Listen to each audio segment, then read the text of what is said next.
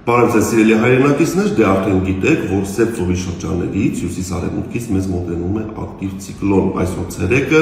մինչև դեկտեմբերի 27-ի կեսօր մենք գտնվելու ենք այդ ցիկլոնի ծայրամասերում, ինչի արդյունքում հանրապետության առանձին հատվածներում կտեղադրություն։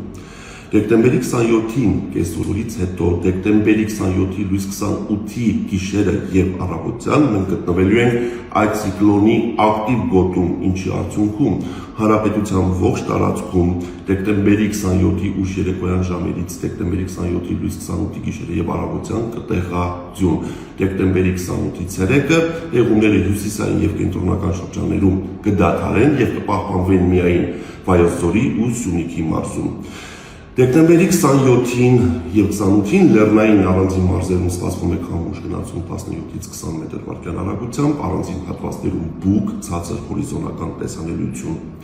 Օդի ջերմաստիճանը դեկտեմբերի 28-ից 30-ին Հայաստանի ողջ տարածքում այսօրվա համեմատ կնվազի մոտ 5-7 աստիճանով։